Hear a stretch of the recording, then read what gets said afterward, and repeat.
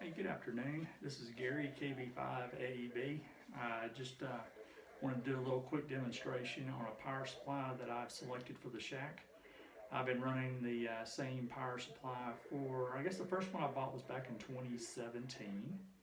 And so I bought another one because I do some operations in the field that I'm not actually using solar power. I'll use commercial power, so I need something to convert the commercial power to the 12 volts for the radio equipment. So anyway, the one I want to show is the Samplex 1235M, and I want to give you a little history on it. Is because Samplex makes some really good power supplies. They're probably one of the best companies that really know about DC power sources. And what makes this one interesting is it's really fairly lightweight, weighs a little over 4 pounds, and it's easy to use, easy to connect up. It does have 2 analog meters on the front, and it has the rocker power switch, on-off switch.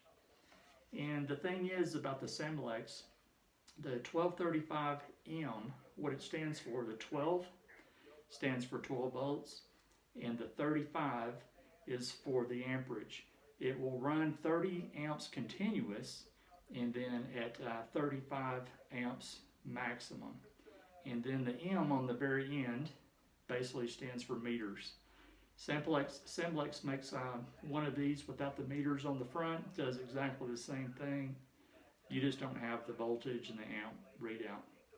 I use the same one here in the shack, right here, and I use it to run several radios, and it works really well. I've also used the same power supply, the Samplex 1235M, in the field, and it works really well.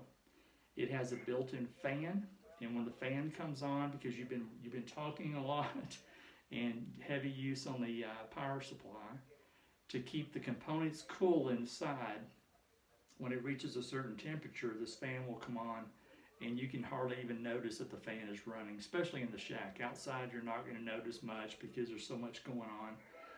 If you're at a public park or a public place, there's kids running around screaming and playing, throwing frisbees and football and everything else out there at parks, but in traffic, driving through the parking lots. But when you're in the house, that's the main reason why I wanted to talk about this one. It's relatively quiet. You can obviously hear it come on, but when you're on the radio, especially working HF, and you're making contacts or working a contest, it will not disturb you. It will not interfere with your operations for transmitting and receiving. So, but anyway, it's a really good power supply. It does have the dual poles on the back. Some people like these, some don't. It's because when you hook your positive negative wire in here, there is a little screw in here. It's an Allen head hex type screw that goes in. It takes a little Allen wrench to tighten it in. And once you put your positive negative in here, people think, well, so I've had some people say, well, Gary, I can only hook one radio up to it. Well, that's true, but the ideal behind this is you hook this up and you run it over to your DC block. And what that will do, it will allow you to tie in other radios. I'm not going to pull the table out of the shack tonight to show you my DC block setup that I have, but I will describe it to you briefly. I have the 2 wires, positive and negative, that run out of my power supply. They go to the back of the top shelf where I've mounted my DC blocks, and I've got it tied into where it goes into my ICOM 7300 over to the Kenwood 120S, and then also, you can't see because of the microphones, but the Kenwood TM281. So I actually use it in the shack to power 3 different radios, and it does a great job.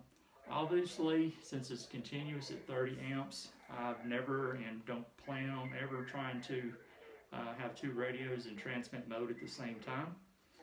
One, there's no reason for it, and 2, even if Ariana, now there's been times when we've been in here, Ariana and I have, she'll be working HF, and I'll be on 2 meter, and we're both transmitting at the same time, and it doesn't even get close to maxing out the amperage on the power supply, so it will handle 2 transmitters at once.